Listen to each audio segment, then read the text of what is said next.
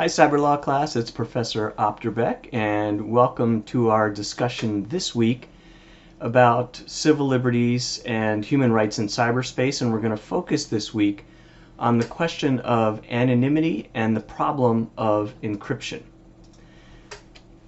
I'm showing you here a famous cartoon from the dawn of the internet era. You can see the date of this cartoon is 1993.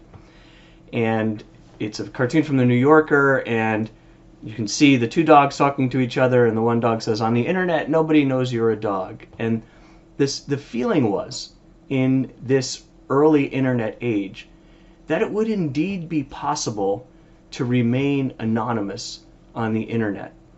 And much of that early internet exceptionalism that we looked at the very beginning of the semester was about this possibility that your identity in real space could be changed significantly. Your identity could be much more malleable in cyberspace, potentially. And I think part of the broader discussion that we'll have during this week and then going into next week when we get together again will be about to what extent that really has proved to be true. To what extent is it really possible to be anonymous or to assume a different identity in cyberspace? Or is the extent of the privacy that we're giving up to social media companies and third-party providers really kind of doing away with that promise? And we'll continue that discussion. But this early promise was something really exciting for lots of people, and it relates to the notion of freedom of expression and freedom of association. And at least in American constitutional law, it raises the question of whether there is in fact a constitutional right to remain anonymous online, or at least to keep certain parts of your identity, certain parts of your personal information secret, whether in real space or online. So last week we introduced our discussion of human rights and civil rights, and we talked about the Bill of Rights in the U.S. Constitution. And remember that the Bill of Rights are the first 10 amendments to the Constitution, and the first of those amendments, the First Amendment, is the one that deals with speech. So the part of the First Amendment that talks about speech right here, Congress shall make no law respecting establishing a religion, prohibiting free exercise, or abridging the freedom of speech. And the legal question that we are asking, and that the Supreme Court has asked from time to time, is whether a rule against anonymity, a rule that requires disclosure of identity, in some way abridges, and in some way improperly abridges, the freedom of speech under the First Amendment. And we have a couple of important Supreme Court precedents to look at as we talk about that question.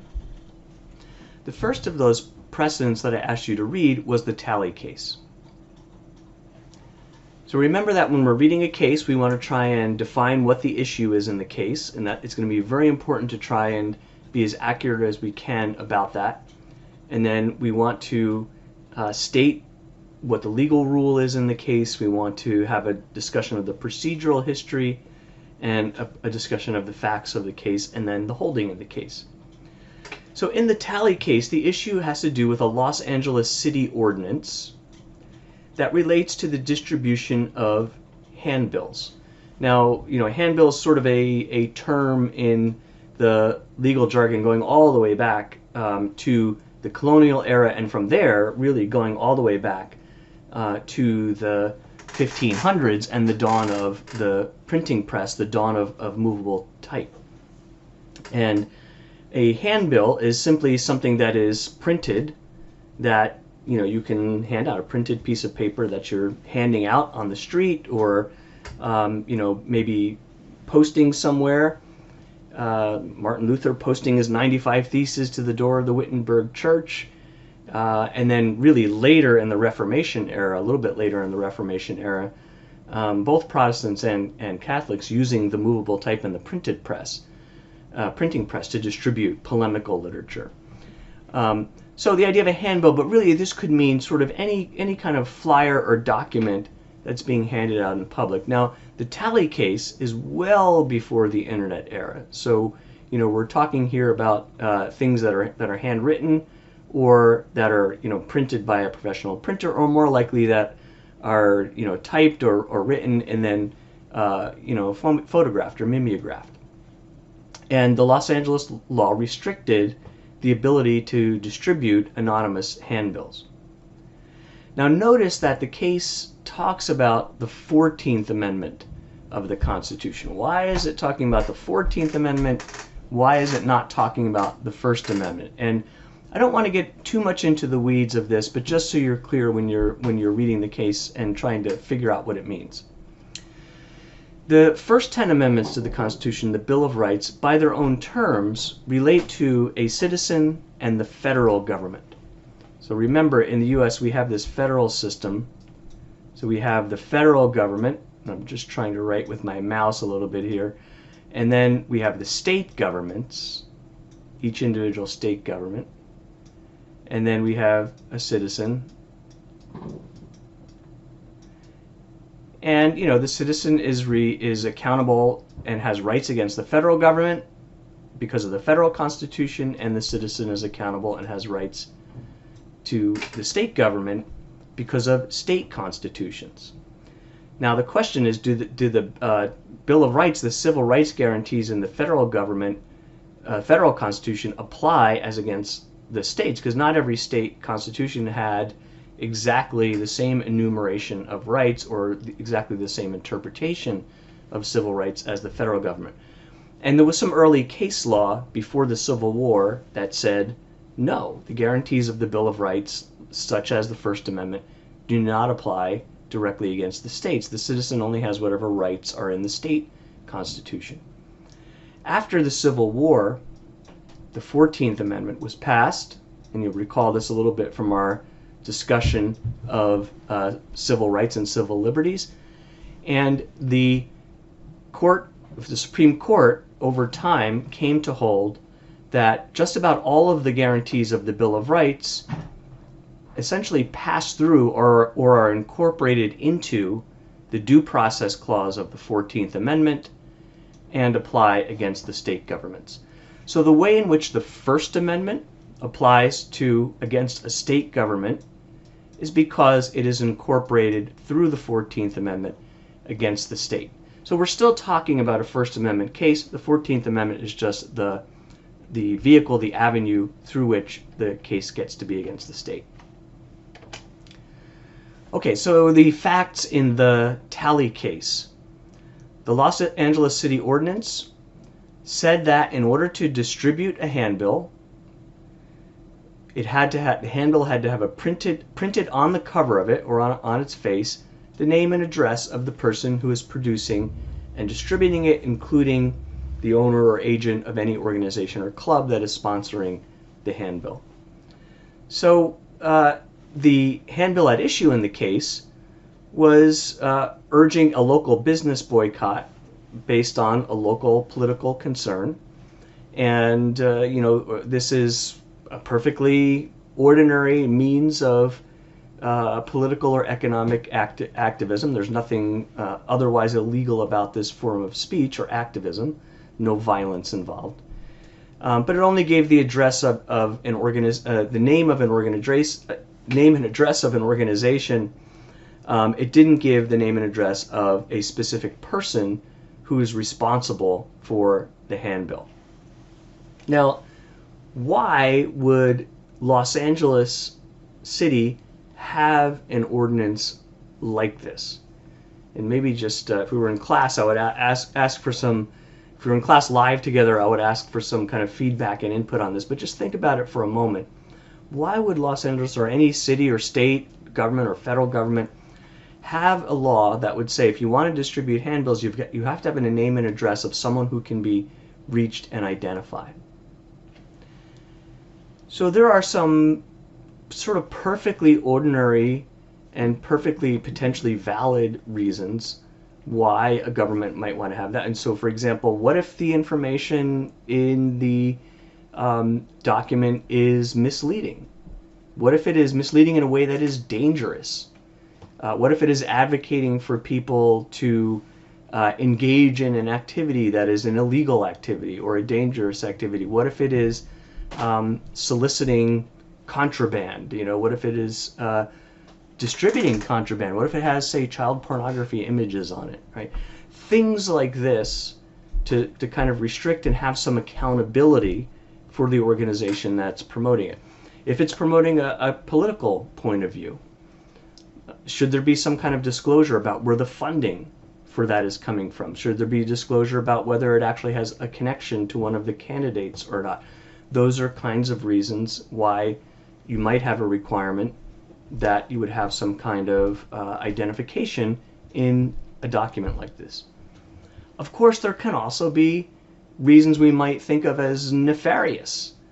It could be that a person in power wants to find out who's criticizing them and wants to track them down, and in the worst case, maybe do physical harm to them, or at least to try and shut down their speech or intimidate them. Maybe the information that's being distributed is politically unpopular, or is promoting a point of view that the majority dislikes, and it would be intimidating for the person to promote that point of view if they had to identify themselves. So there are any number of reasons why it could be a legitimate thing to have, and a very positive thing potentially, to have anonymity.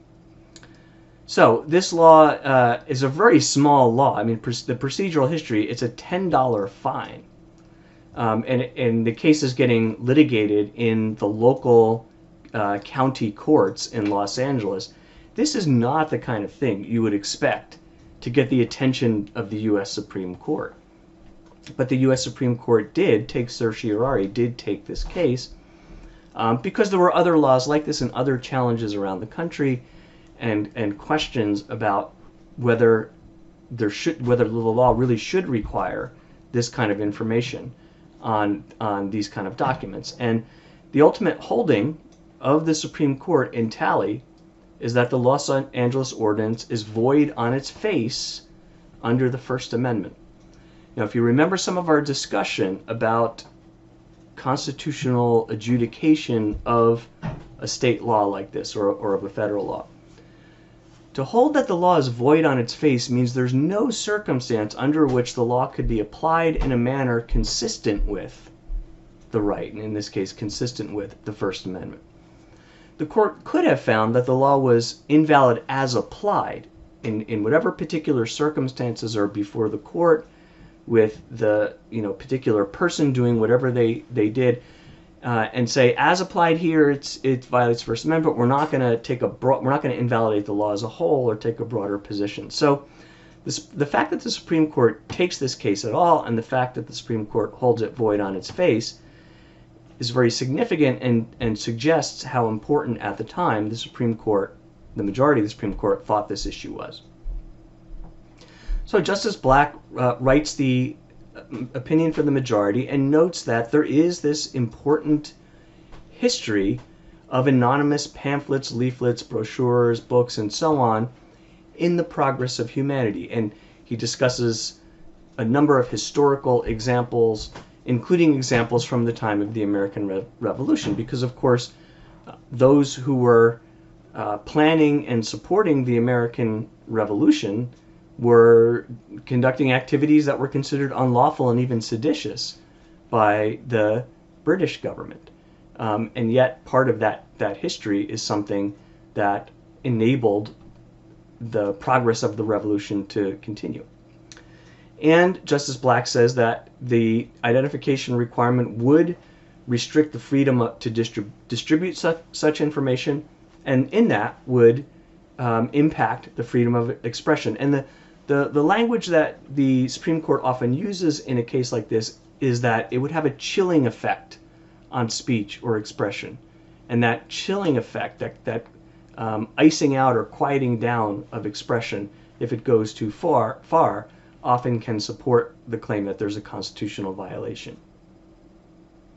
Now, we have a dissent in this case from Justice Clark, and Justice Clark says, wait a minute, if we look at the actual reasons for this ordinance, the reasons are really not nefarious. It's about false and misleading information.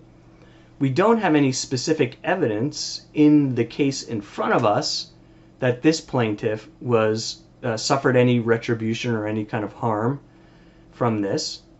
And further, he says, the Constitution doesn't say anything about anonymous speech. And this is one of the kind of constitutional doctrinal questions we think about this week. So Talley does say, at least in this context of handbills, and at least in the context of this ordinance, this statute in Los Angeles was void on its face, and it does suggest there is some kind of right to remain anonymous. But it doesn't give an absolute right under all circumstances to remain anonymous. Obviously, it couldn't do that because there are plenty of circumstances where even the government, wanting to obtain information from us, can obtain it, and we can be compelled to provide it. Now, we're going to get into this really after next week. Next week, we're going to talk about Section 230 and continue some discussions of speech. But after that, we'll come back to the Fourth Amendment and to search and seizure, and then to surveillance, internet surveillance law.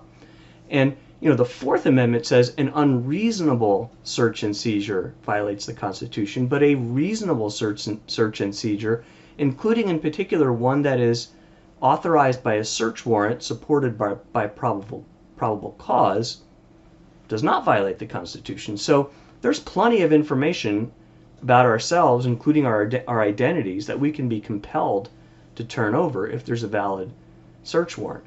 So we don't have an absolute right to remain anonymous. And what Justice Clark is saying is that's true in the Fourth Amendment context. It's also true in the First Amendment context.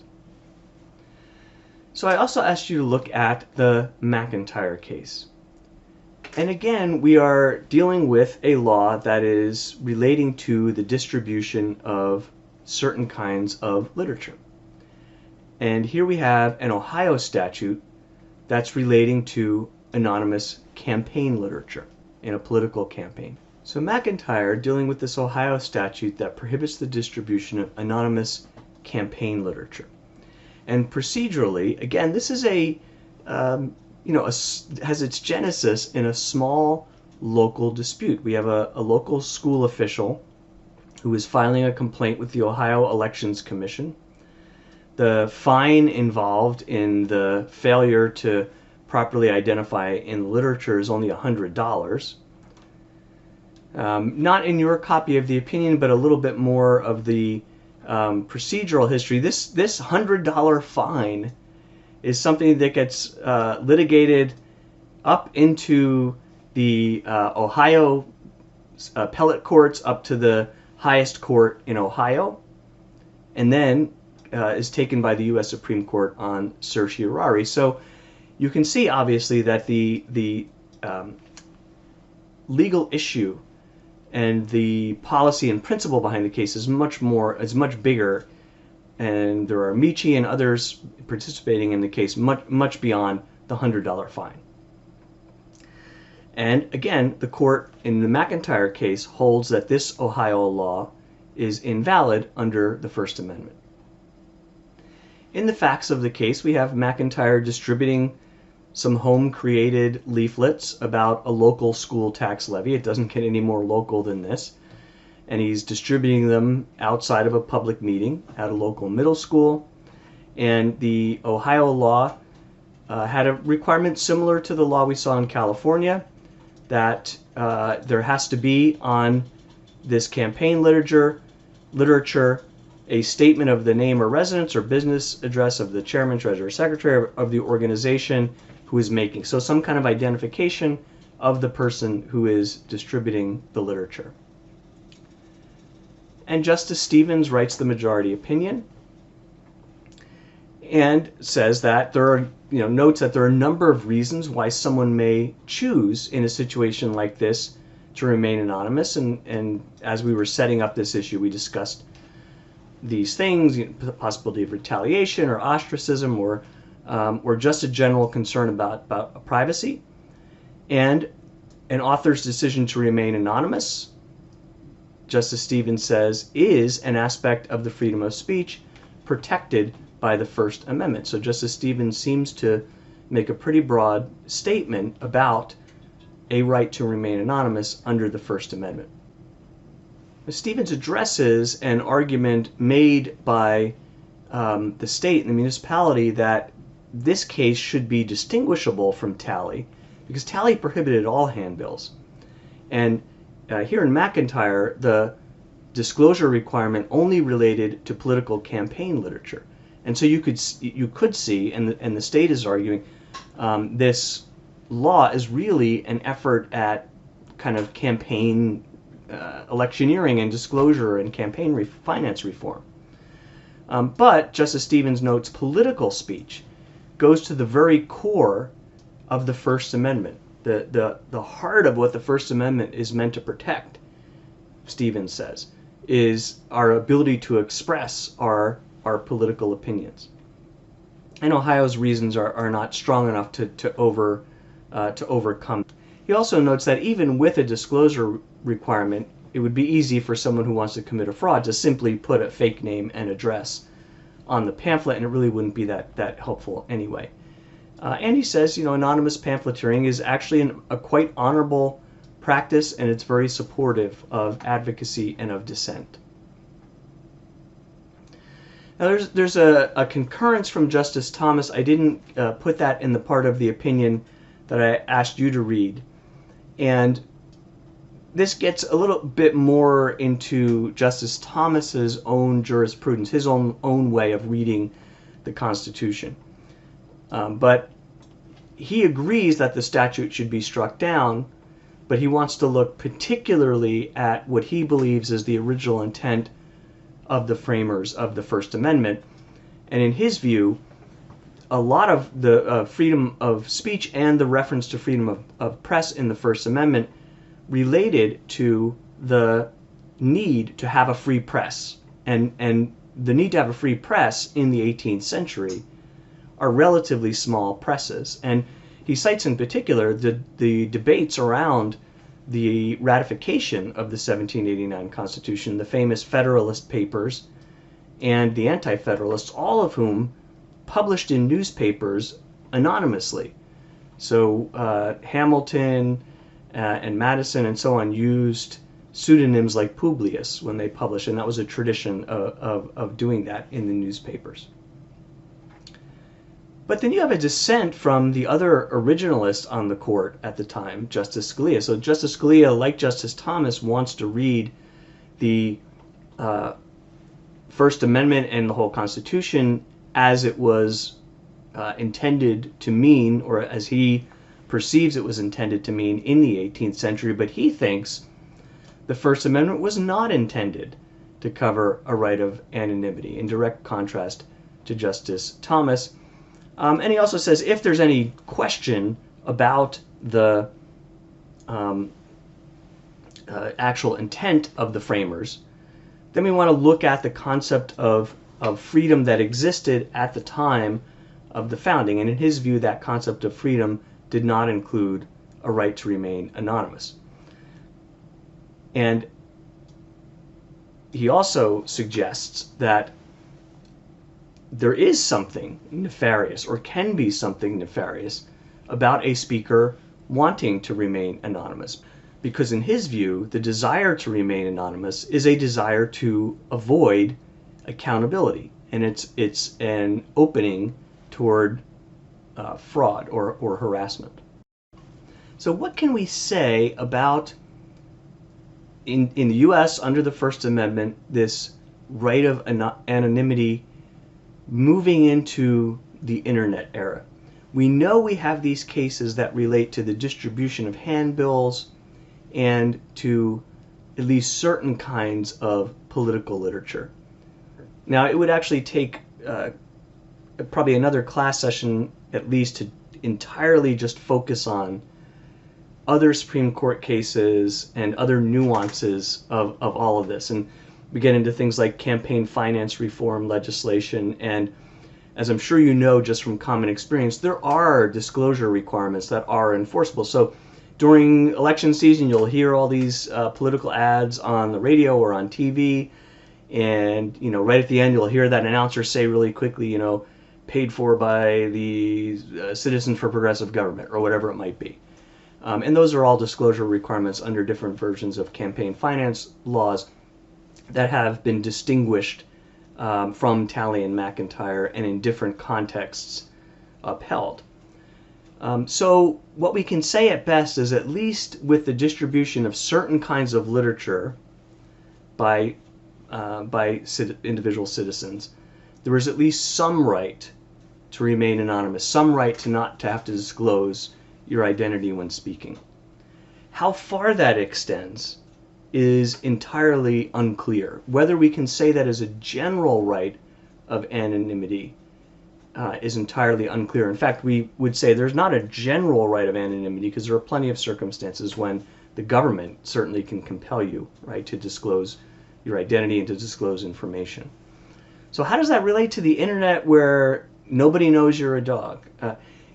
Does this right in McIntyre and Talley extend into the idea that as cyberspace begins to open up, as our potential for communication becomes so much broader, as the technology itself and the kind of disembodied nature of the communication facilitating potentially a technical ability to remain anonymous, is there a legal right, a constitutional right that supports this? And in the early internet era, and up until today, a key part of this debate, not the only part, but a key part of this debate has related to the possibility of encryption and the ability, using encryption, to keep your own identity, your communications, information in your possession, information about yourself,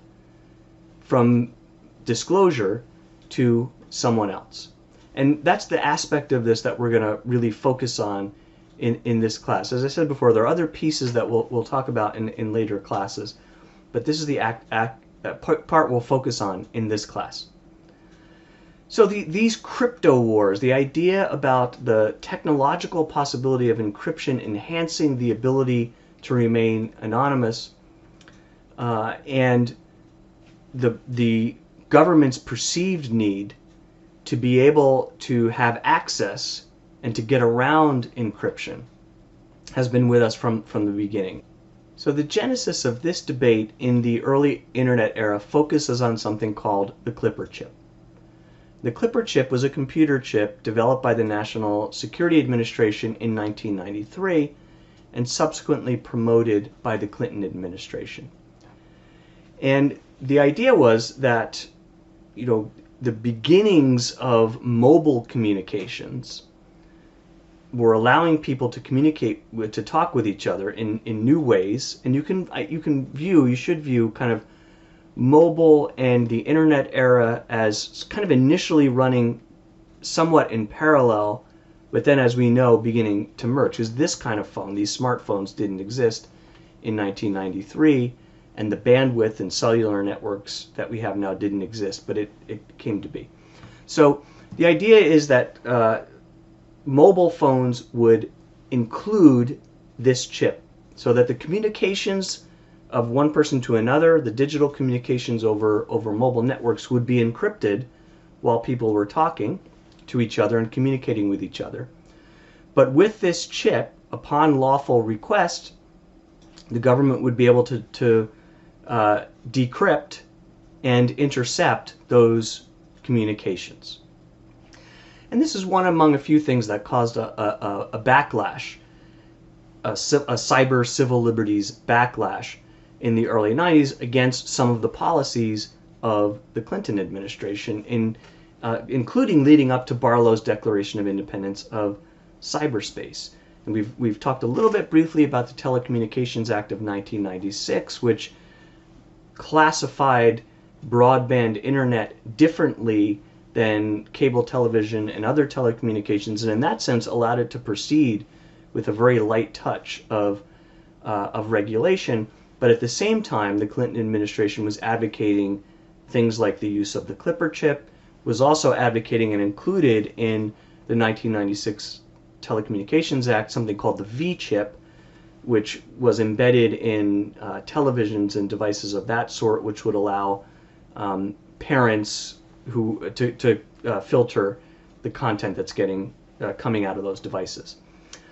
So the Clipper chip was hotly debated, and it was seen, and rightly so, as an early effort of the government in this, at the beginning, the dawn of the public internet era and the dawn of the telecommunications, the cellular telecommunications revolution, to have a backdoor into our conversations.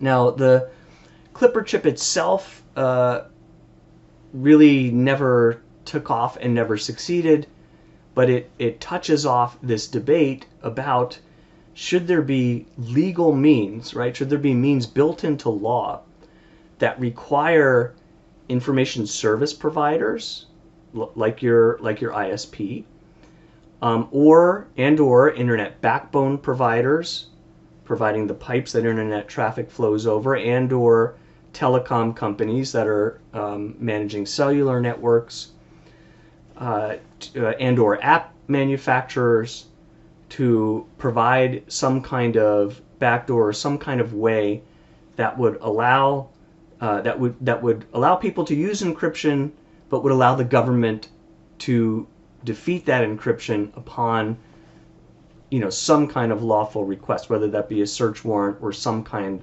other kind of order asking for the information. We will, again, in a couple of weeks when we talk about the Fourth Amendment, I will talk in detail about how search warrants work, and we will also talk in detail about other kinds of legal process short of a search warrant by which the government can get different kinds of information. But for now, we're going to just focus on, assume there'd be some kind of process, but if it's encrypted, would the government have a built-in, legally required technological way of decrypting? And the short answer really is that Congress never required that exactly. What Congress did come up with is something called the Communications Assistance for Law Enforcement Act, or CALEA. I didn't ask you to read this whole statute, but I'm going to give you a little bit of background on it just on the slides so you have some of the context. So, see the time period, right? 1994, signed by President Clinton. This is the dawn of the public internet era. The Clinton administration was fundamental in adopting different policies, for better or worse, some for better maybe, some for worse maybe, in facilitating and in regulating the growth of the early internet.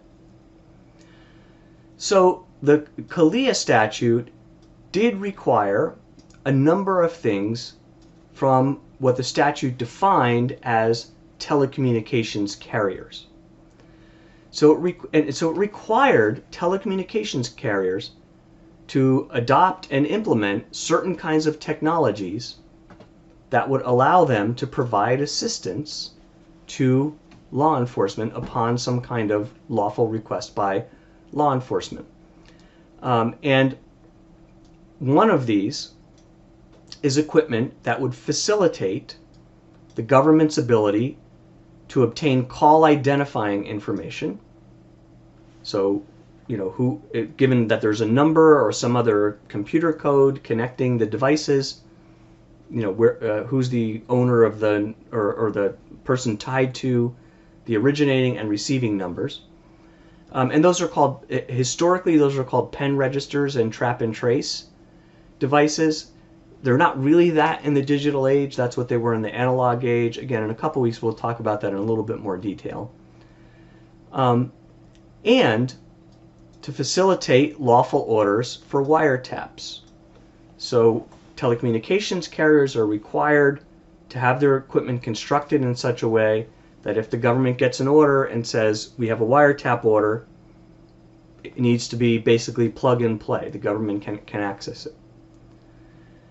So some of these things, when we talk about the Fourth Amendment, we'll come back to. But on encryption, the CALEA said the telecommunications carrier is not responsible for decrypting or ensuring the government's ability to decrypt communication that is encrypted by a subscriber or a customer, unless the encryption was provided by the carrier, and the carrier has the information necessary to decrypt it.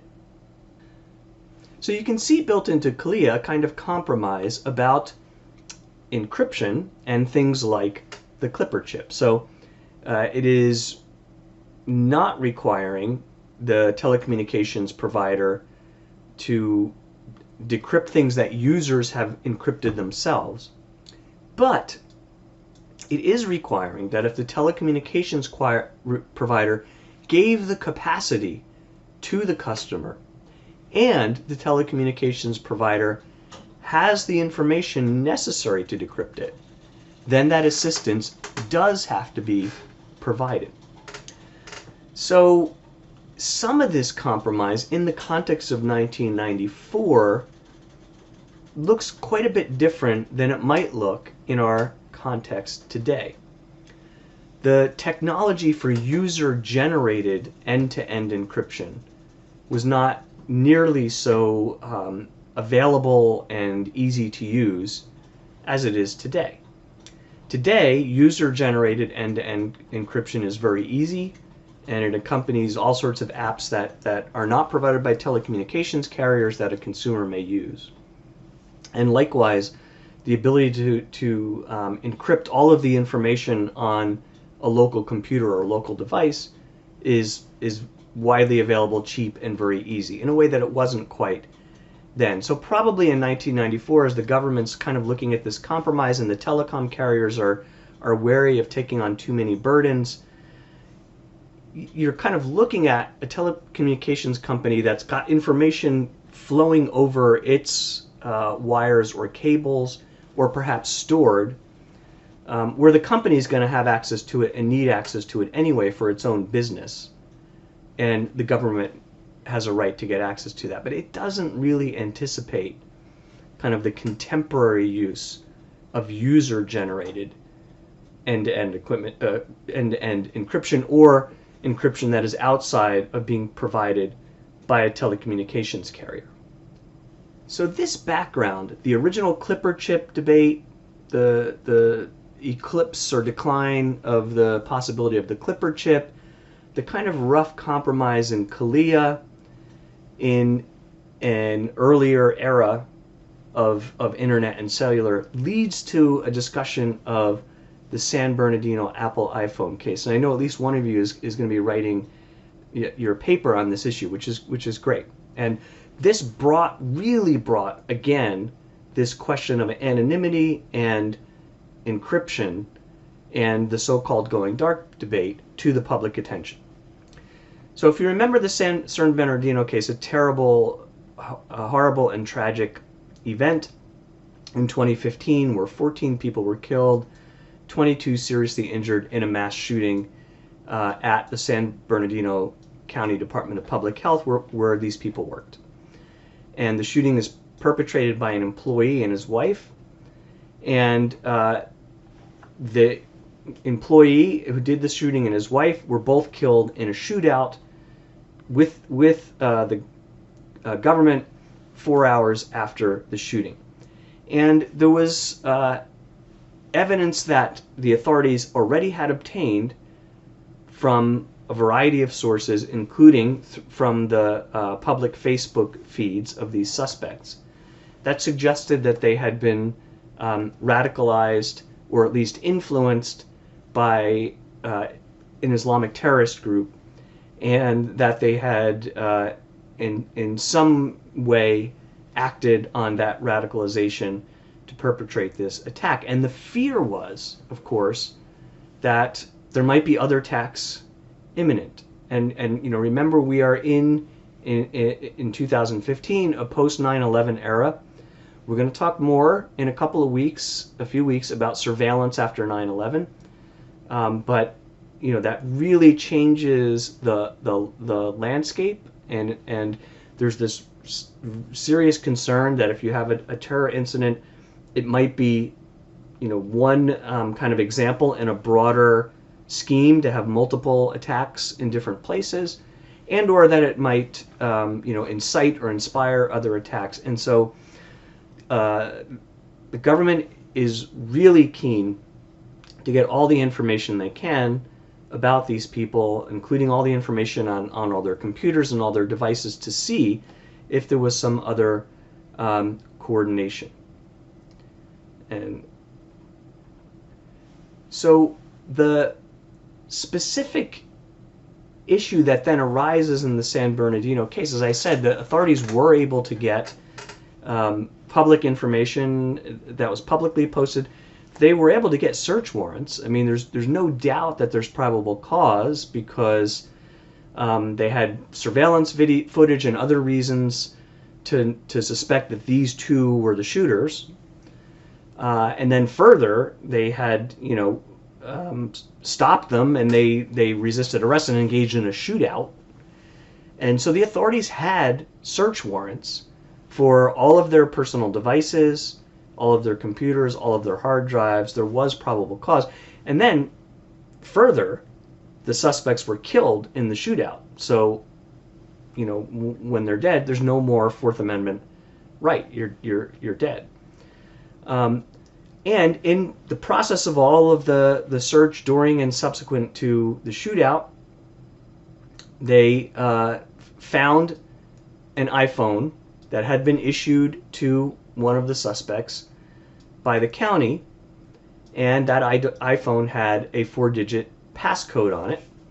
And at the time, the way the encryption and security on that model of iPhone worked was that after a certain number of attempts, you could set it up so that after a certain number of attempts to enter the passcode, in this case 10 attempts, it would delete or encrypt all of the data on the phone. And so what the government wanted and was a way to bypass that 4-digit passcode. Now, if you don't have the issue of the 10 failed attempts, it would be very, very easy to brute force this. So you can calculate how many possibilities there are in a 4-digit numeric passcode. It's a finite amount and not even a huge amount given computing power, and you could simply run a program over the space of a few hours that would run through every possible iteration and eventually would hit on the right one and would unlock it. And that's precisely the reason that the security in the iPhone had this data wipe feature built in after 10 failed attempts. So the FBI is very reluctant, of course, to try and brute force it, because your odds are extremely low that you're going to get it right before it deletes the data. And they go to Apple and ask Apple to cooperate, and Apple refuses. Now, this is an interesting move at the time by Apple. Now, we looked at CALEA. We see that, at least in certain cases, the law requires that a telecom provider, if it has provided the technology of encryption to a user, has the responsibility to respond to that government request. But Apple said, number one, we're not a telecom provider under this statute.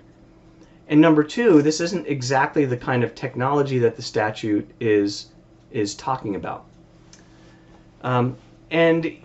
Apple is, at the time, and still is very big on kind of marketing that one of its main benefits of its technology is the security of its users. And Apple's CEO at the time makes a number of public statements about how Apple believes it plays this vital role in the freedom of speech, including in the ability of people to remain anonymous and to keep their communications and their information private. So the U.S. government initially obtains from a federal court an order under a statute called the All Writs Act that was first passed in 1789 that compels Apple to cooperate. So the government already had a search warrant. The search warrant is served to get access to the phone. Apple says, hey, we have no duty to help you get that access. And this statute, broadly worded, said a private party can be compelled to provide, the government is allowed to get a writ, an order, compelling a private party to assist with certain kinds of law enforcement activities. And there was a lot of debate about whether this statute really should apply. How does a statute from 1789 relate to unlocking an iPhone? All that sort of debate. And there was a lot of there were a lot of briefs filed in the court. I actually filed a brief or submitted a brief to the court. I was one of the few cyber law scholars, myself and a colleague who worked on this brief, were one of the few cyber law scholars that took the side of the government in this case. Most of the cyber law community took the side of Apple, and it became this really kind of celebrated issue of reviving the whole debate about the Clipper chip and encryption and going dark and that sort of thing. I didn't see it that way. I saw this as a much more discrete issue. I didn't really see it as the bigger issue about the Clipper chip. I was not be in favor of the Clipper chip and things like that. But in my mind, this was a kind of narrower thing, and the parade of horribles that those who filed briefs on Apple's behalf, as well as Apple, were unlikely to obtain. But that was an interesting debate and something I want you still to discuss in the forums. So as you probably know, there's an appeal pending of the order that the government got, and then meanwhile, the government obtained a tool, apparently from an Israeli company, a private Israeli company, that enabled them to unlock the phone. Now, part of the background of the debate is many people said at the time, and many people still say, that the government had that tool from the Israeli company in its back pocket the whole time, and that just like Apple was kind of making a cause to be litigated at this case, the government was also making a cause to be litigated out of this case, even when they already had a tool. I don't know about any of that, but that's an interesting part to kind of speculate on. So this further brings to the public attention this question about going dark and encryption. And after the San Bernardino shooting, after all this happens, there are some proposals in Congress, none of which were adopted, and the most famous or infamous of which was the Ber Feinstein Proposal. So the Ber Feinstein bill would have adopted some of the approach of CALEA, but would have gone in some other direction. So it would have broadened the entities that would be covered. It wouldn't be only telecom companies, but it would also be device manufacturers like Apple. It would allow a kind of court order that then would require those providers to give the information requested to law enforcement in an intelligible format, or to provide technical assistance so that the government would be able itself, with that technical assistance, to obtain the information in an intelligible format. And it would have required these providers to ensure that their products, software, and services would be able to satisfy the intelligible format requirement. So, why was this so widely derided? And, as I said, I wrote in the San Bernardino case, I wrote a brief in favor of the government's position, but I most certainly sided with all my Cyber League colleagues who thought the Ber Feinstein bill was not sensible and would not work. So why? Why was there that much pushback? Well, at least in my view, it's one thing to suggest that if a private company has the tools, has the existing tools to assist the government in an investigation where there's a search warrant and probable cause, that they ought to, use those tools and help the government. It's another thing to require that any device, any service, any application, or any software by an entity that would be covered by this law would be designed from the beginning to have to satisfy this requirement. This is, in fact, a version of the Clipper chip. However that would be implemented, not the chip itself, but that similar concept, that every device would have to have a backdoor or some kind of universal means of decryption built into it. And fundamentally, that would mean that the encryption would really be useless, because it would put into the device, which presumably would eventually get out into the wild, a sort of universal decryption key. And when you have a universal decryption key, you don't really have effective encryption. And as much as, sort of contrary to some of my cyber law colleagues, I'm sympathetic to some of the arguments of the government about the problems that encryption causes for law enforcement and investigations. I am also sympathetic to the fact that user-generated encryption facilitates important constitutional norms and important human rights norms. So the ability to maintain anonymity certainly protects political speech of a legitimate kind that could otherwise be censored. And in some parts of the world, the ability to encrypt and remain anonymous is really vital to not being, arrested and abused because of political views. And all of that ought to be protected. And even on a commercial level, encryption facilitates trade secrets, it facilitates commerce, it facilitates the business of lawyers, and all of that stuff is really useful. And so the idea that you would have kind of a technological destruction of user encryption is not a good idea. But I talk in the piece of mine that I gave you to read, and I did that piece for a law school symposium on this kind of growing dark problem, I think the year after the San Bernardino case.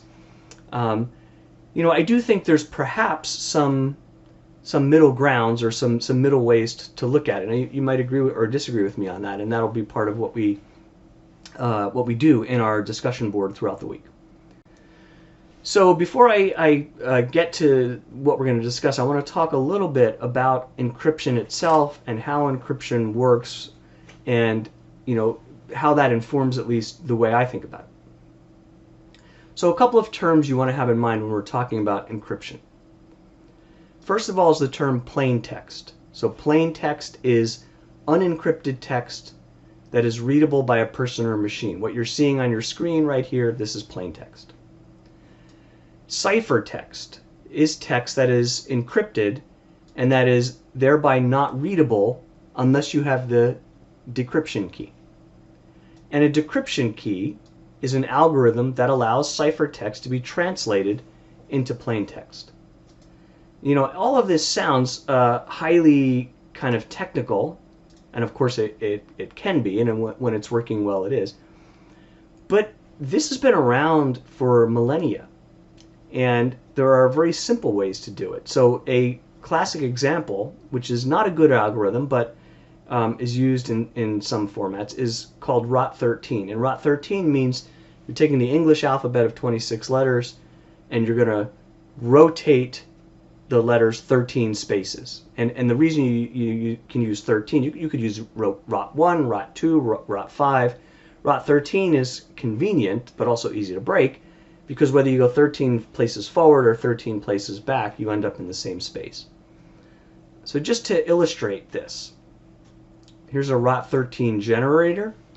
So I'm going to type, I am Professor David Opterbeck. Here's the plain text. The algorithm is ROT13, rotate it 13 places, and here is the ciphertext. Now if you saw this ciphertext, whatever, however you would pronounce that, right? If you saw that ciphertext, it doesn't mean anything to you unless you have the decryption algorithm and you're able to rotate 13 places and decrypt it. Now, if you saw this just written like this, and there were some internet bulletin boards, especially in the early days, that would use this, if you knew what was going on, you could pretty easily, obviously, decrypt this. So it's not a good algorithm, but it's an example of the way this works. A couple of other terms that we want to have in mind when we're thinking about the broader debate. Data in motion. So data in motion is data that is in the process of being transferred from one party to another. Data at rest is data that is in storage. It is not currently in the process of being transferred. Forward secrecy is a method of encryption that generates a unique session key for each specific information exchange session. And I'm going to show you an illustration of this in just a moment. And if you're using forward secrecy, why would you use forward secrecy? Because if one session key is compromised, that compromise will affect all of the communication session, all of the information exchanged using that session key. But it won't compromise exchanges of information using other session keys. All right, so an illustration of how this works. Simplified but useful. When we're talking about encryption, we often use the characters Alice and Bob. That's A and B. So Alice has some plain text. She wants to send it to Bob, and they want to encrypt the communication. And so we can use a form called public key encryption. So public key encryption works in this way. Bob will have a public key that he will share with anyone, including with Alice, which will encrypt the information. Changes the information into ciphertext. The ciphertext is then transmitted to Bob. When it is in transit, I'll just put IT in transit. If it's intercepted, it's ciphertext. It's useless to the person who receives it, unless they have Bob's private key, which I'll talk about in a moment. When it is at rest, I'll use AR. It's in storage. Bob has not opened it and decrypted it yet. Again, it's encrypted. It's ciphertext. It's useless unless someone has the key. Now the key, Bob has a private key that he does not disclose to anyone that works in conjunction with his public key. And using his private key, he is able to decrypt the ciphertext and read it as plain text. So this is a simple and effective form of public key encryption. And the way the algorithm works, ROT13 was the kind of algorithm that if you know the encryption algorithm, it is the same as the decryption algorithm. This is a more sophisticated system where the encryption algorithm and the decryption algorithm are related, and there's mathematical formulas by which they're related. But if all you have is the public key, you can decrypt information, but you can't, once it's encrypted, you can encrypt information, but once it's encrypted, you can't decrypt it. You need the related private key.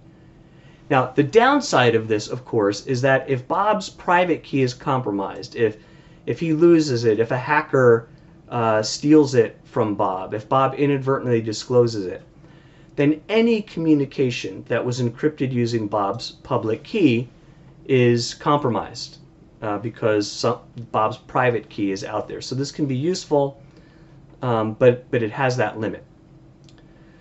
So the more sophisticated way of doing this is to use a method of forward secrecy using a symmetric private key. So here we have plain text that Alice wants to encrypt again and send to Bob. So Alice has a symmetric private key, and the symmetric private key can be a session key. So the symmetric private key can be something that is generated each session of communication. And in forward secrecy, the software, the app is automatically generating new session keys. All right, so the session key or the symmetric key then is encrypted using Bob's public key. So Bob's public key is encrypting Alice's symmetric private key.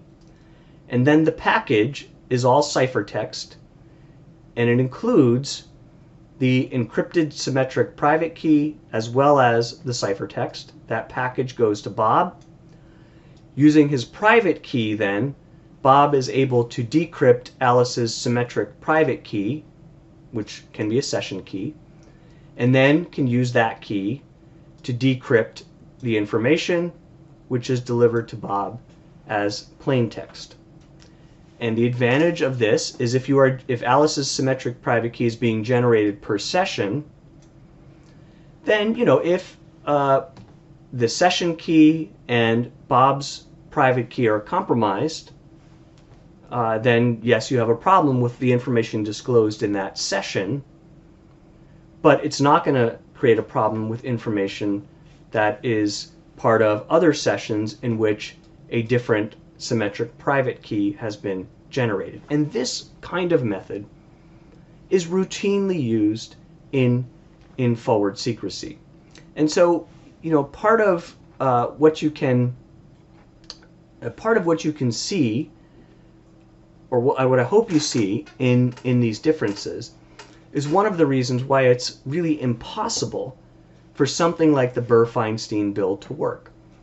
You simply can't have a system of an effective system of forward secrecy in which there's always going to be some kind of universal key that would always allow the government to get all of the information that is exchanged. It would really forbid effectively the generation of one-time symmetric private keys. Okay, I mentioned that. What about search warrants? What about the basic ability to get a device or a computer? We'll come to that. What about the right against self-incrimination? Let's say that there is a search warrant delivered to Bob. Let's say that Bob has not yet decrypted the information that he has received from Alice. And let's say that Bob refuses to hand over the necessary private key to get the decryption rolling. Can Bob be compelled to disclose what that is, or is that a form of testimony against oneself? We'll get to that also in the week of November 8th. I've written a paper about that as well, and we'll talk about that when we get there. But for now, in your discussion, I'm asking you to focus on this broader question of the going dark debate. And as I said, in this paper, I'm trying to find some kind of middle space. And the big thing that I was really pushing back on, and what I've really pushed back on in the San Bernardino case, is a lot of my colleagues in the cyber law area and a lot of cyber civil liberties advocates were siding with Apple and with Google and with these companies who were telling us, we have your best interests at heart. We are providing this technology for people to use so that they can communicate safely and securely, and we believe in that. We believe that's a democratic value. We believe in the norm of facilitating the ability of people to remain anonymous. And they were in many ways speaking as if they were kind of the guardians of our civil rights. And I personally didn't trust that, and I trust it even less today. Even today as I'm sitting here recording this video, we've learned more and more information about, the way Facebook manipulates its algorithms for the content that it delivers to us. That's not an encryption issue, but we are not naive and ought not to be naive about the motives and intentions of any of the big tech companies. Now, I'm not hyper anti-big tech, but I am, suspicious of the motives of big tech. And in our constitutional order, it's not private big companies that protect our constitutional rights. It's the guarantees of the Constitution and we the people that make up the government that guarantees those rights and provides the institutions like courts that help guarantees those rights. So I don't want to put too much trust in those companies, and in particular, we are talking about a balance between privacy and anonymity, and security. And that relates to sort of ordinary criminal law. And a lot of the cases, by the way, in which before and after San Bernardino, the question of compelled decryption came up, were not terrorist cases or national security cases. They were drug cases, there were financial fraud cases, and things like that. So the balance of security or safety and anonymity, speech, civil rights, that's something that gets worked out in our democratic government process. And even more so when we are talking about national security. We were talking about the possibility of cyber war. We're talking about Russian and Chinese cyber espionage. We're talking about terrorism that's assisted by cyber. All of those sorts of things. It makes me nervous to rely too much on private companies and to suggest that there's not a role for some government intervention. But how do we balance that? That's the trick. We'll talk more about how we balance it with search and seizure. We'll talk more about how we balance it with things like the right against self-incrimination, with this basic idea of encryption and whether there is or ought to be some obligation of technical assistance from private companies. So a question I ask, which I still think gets overlooked in this debate and in this literature, is there a difference between data at rest and data in motion?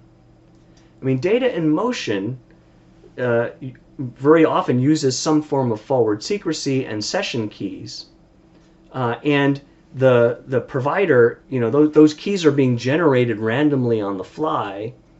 The provider doesn't have them, doesn't want them. We shouldn't want the provider to have them. But when data is at rest, these slides that I'm sharing with you and the video I'm sharing with you is going to be stored on, a Google server with YouTube or on Google Drive or on an NYU server, and those files are at rest. And if the government for some reason had probable cause to obtain that information that I have produced from Google, it could serve a search warrant, and that information is sitting encrypted on Google servers, but Google would supply it, in response to that warrant, and they should. If it's a valid warrant, they would decrypt it and apply it. So they're already doing this, and should there be a distinction for data at rest? And the information that the government sought from the iPhone in the San Bernardino case would have been data at rest. It's data on a phone, not data in transit. Or am I wrong, do you think? Do you think that distinction really doesn't matter? Further to that, should device manufacturers be required to include some kind of technology that facilitates government access, at least for data at rest, maybe for data in motion? And really the question here you can ask is, should CALIA be updated and revised for the current digital era, for the current convergence of cellular technology, the internet, and computing technology? Should the government be able to require technical assistance from private companies, and how much and under what circumstances? And what about the question of forward secrecy? In the rhetoric about the going dark debate, the government is very concerned about apps like Telegram or WhatsApp that allow chat, for example, using forward encryption, forward secrecy, because they argue that bad guys, criminals and terrorists communicate that way. So should there be some kind of legal restriction on that technology? Or if not, why not? These are the things that I'm asking you to discuss in the chat for this week, in the online discussion boards for this week. And I look forward to seeing how you discuss it, and then we'll come back to it again when we meet next Monday, and we'll pick up some of this thread and continue the discussion.